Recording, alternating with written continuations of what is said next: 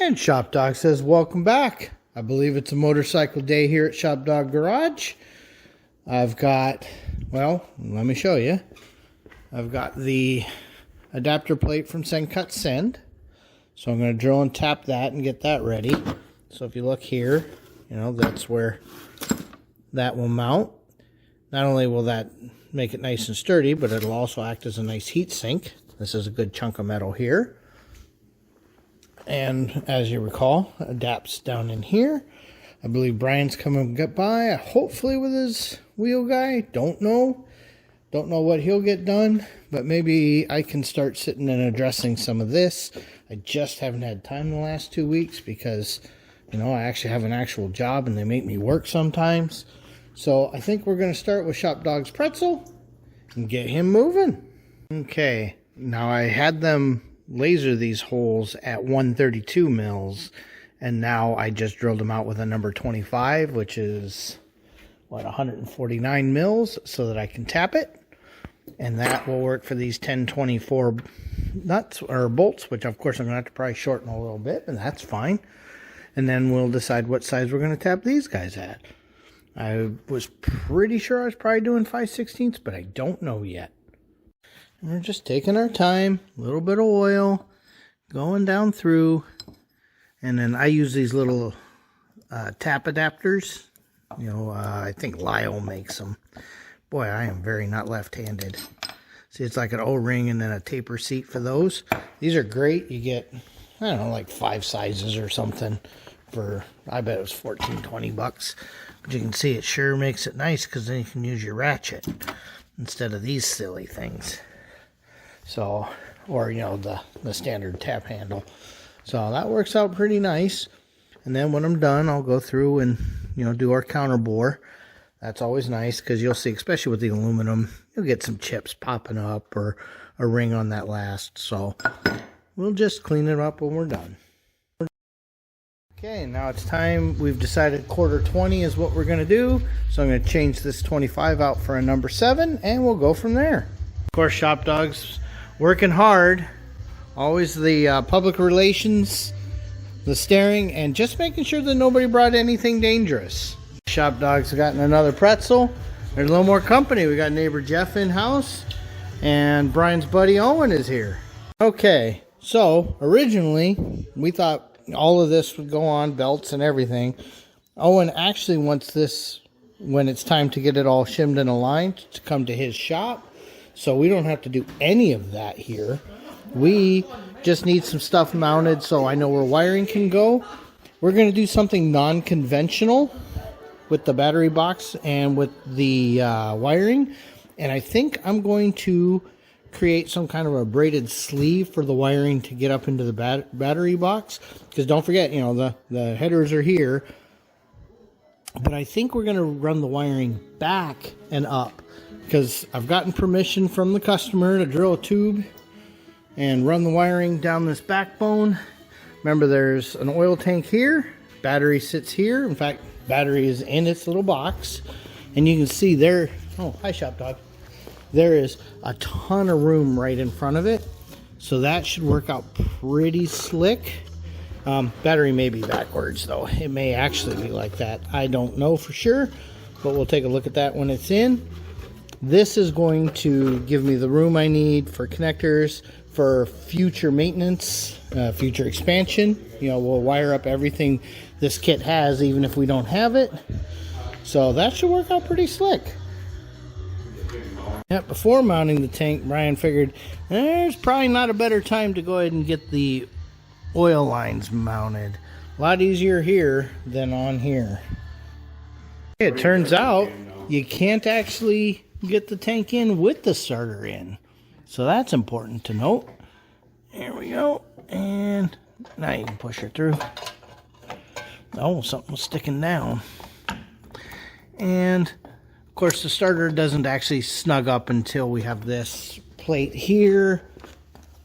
So this one, which also has the ground on it, so what we're going to do in the temporary time is probably make a ground right in here-ish or here to use for our wiring and testing, because we don't have to have any of the drive line on there for this to go to Owen's shop later. Interesting thing, as we're looking at it, the battery connections are the opposite of what he used to have, which is not a problem. We'll just put the ground on this side as well. We'll bring everything through this hole here, and then I'll get a short length of a nice braided hose, probably roughly this diameter, and we'll find a nice way to pass it down, make a little plate to capture it here, maybe a nice AN bulkhead fitting or something to hold it, and then the wiring can pass up there, and that's going to protect it, because remember, exhaust tubes run right here. They'll be, well, this is typically a hanger for them, so it's going to be right in here. So we don't want a lot of heat. We also don't want the motor moving and wearing into our wire. So a nice braided hose that's doing something like that, that would definitely help protect the wiring as well, because then we're going to run as much through the backbone as we can. It's going to protect the wire. It's going to keep it out of sight. Everything we can do that helps. Okay, and just to make sure it wasn't going to cause me any issues, figured we better set this plate in real quick. Took the starter out because you can see I get this channel here, and I think that works out pretty nice. So I can, look at probably right here. We'll get another one of those little rubber clips. Because remember, this comes up to run the coil. So this is all for the coil assembly. So that'll work out pretty slick. Told we could do this, so I'm slowly working in for that grommet. Okay, he's been slowly putting things together, so I know where I can put stuff. And I'm slowly catching up to what I'm going to, little at a time. Don't want to burn the paint. Okay, Ollie's getting his pretzels.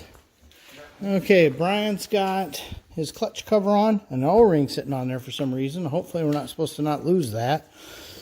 He did go ahead and put those guys in, if you recall. And I think you even looked up where they all went, didn't you? So that's always kind of nice. I know one of them must go here. So, yeah, that makes so much more sense with what's going on. And then that one was the feed. Okay.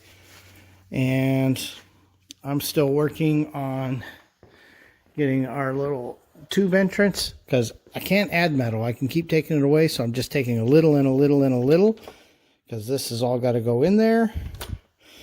But I'm not sure if it's long enough. If it isn't, and I do have to extend them, I want to extend them in a place that makes sense. So I'm still working on that. So, but you can see those come down. They come through this hole here and then come around, and then we'll have a little service loop here. Those will come back, and then this is where I want to have connectors back here just past the tank. So they'll all come out right here, come around down in here with our backwards battery. Okay, getting pretty close here on my little window. I just got it all chamfered in. Don't want any sharp edges. And then I'm going to retape it off, cut it again, and actually paint in here to minimize rust starting to form.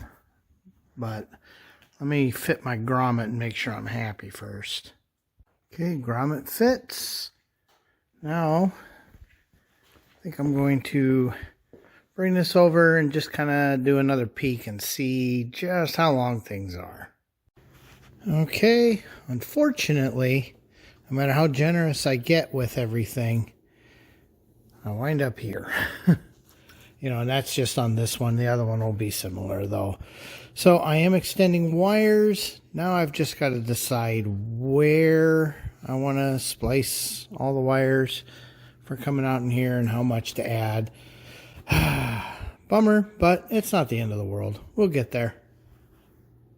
And as y'all can see, ShopDog is bored. I'm kind of working out these turn signals and trying to decide how we're going to do this. They don't fit is one of the problems. So you'll notice they're obviously not the same offsets.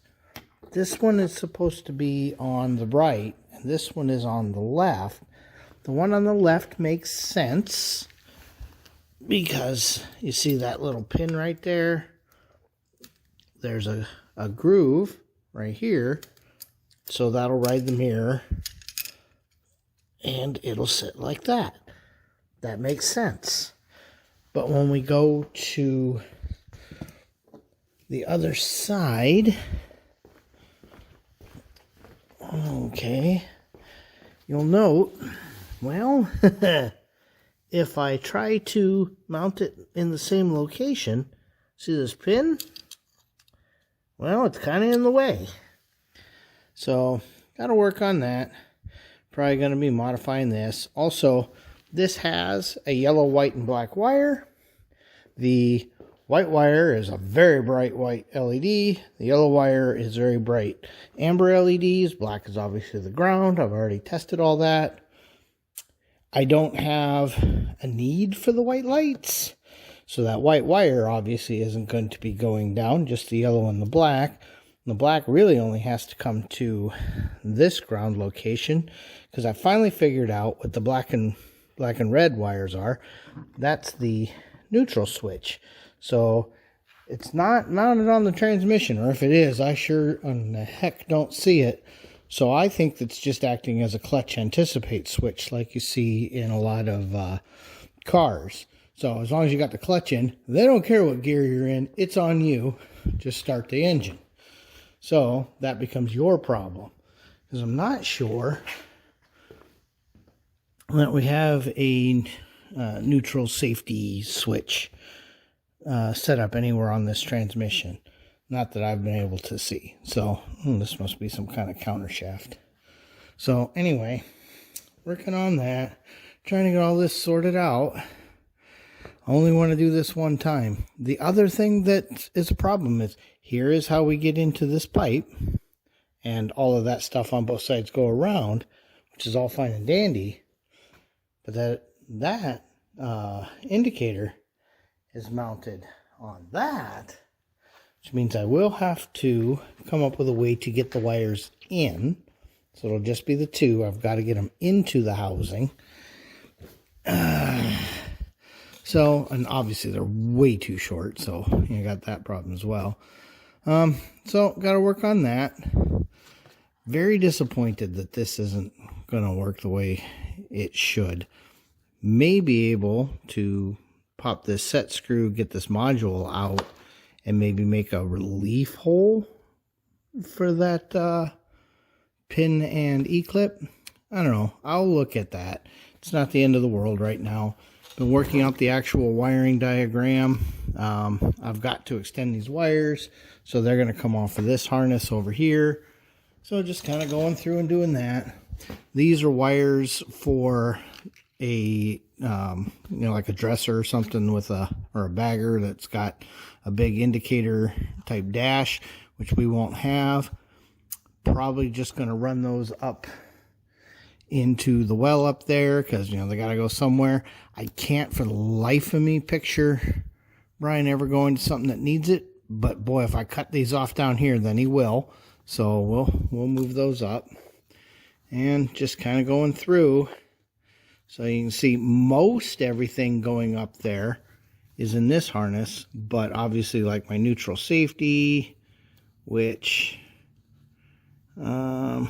okay, yeah, I'll have to go through all that and sort out what's what here. Okay, the brake switch is actually going to come off of the rear brake somewhere. Does this have the switch on it, or was it out on a line? It's not there. I know I've seen the brake switch. Oh, I think it was in the cable that comes off of here. So there's a braided hose, and it's probably sitting right there. I've walked by it twice now. So there is this hose somewhere. Not at that end. It's going to be under everything because that's how life works. Yep, right there. So here is the actual brake switch. I'm going to have to decide how on earth I want to mount the wiring for that.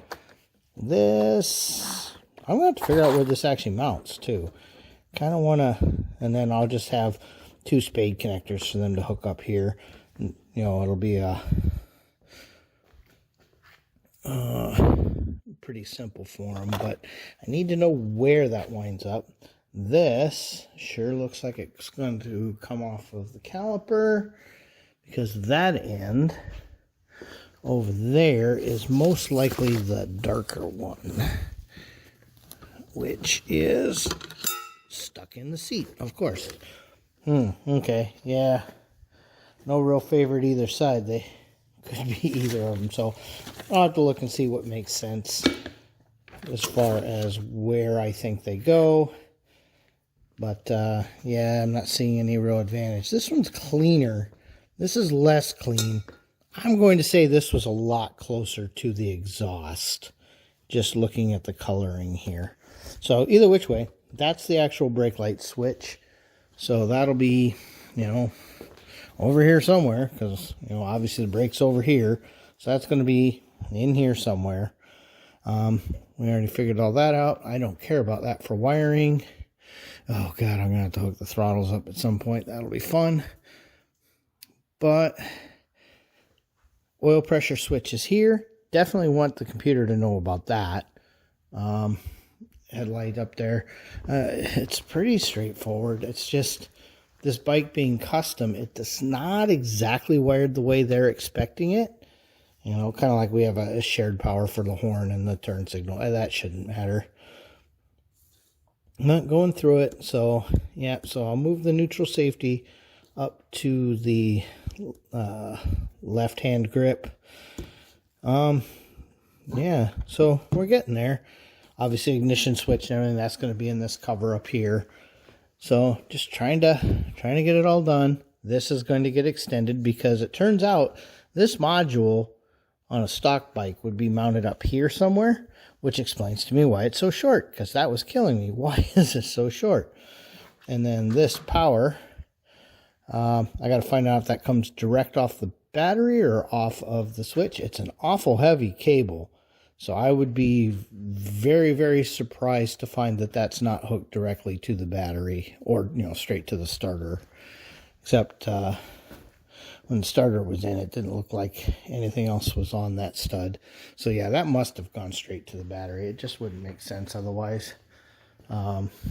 Let's treat this as the voltage regulator, because this is going to be a magneto of some sort. You know, a magnet's going to be flying, or a bunch of magnets are going to be flying, breaking a field, becoming the alternator. And then this is going to be some diodes, most likely just a couple big diodes, and a cap, and, you know, clean it up good enough to charge a battery with the terminals on the wrong side. But luckily we got to make new cables anyway, so we'll make it as clear as we can that this is the positive and that is the negative. We'll put red heat shrink to try to minimize the chance of shell shocking the little computer. So yeah, there's still a bit to do. It was interesting to find out that there is a lot more to getting this lined up than we knew. So it's good to know that a professional is going to take care of that at a later date and time. And yes, to put the belt on, obviously the swing arm post is going to have to come out, but that's not my problem. So, yeah, he's going to have to get that shimmed and done correctly. So Brian and I did what we can. It's enough to make it a mobile unit, but not to drive. Yeah. So I think we're going to call it. Getting kind of tired. Shop Dog's definitely ready to go in. So without further ado, thanks for watching. Please like, comment, and subscribe.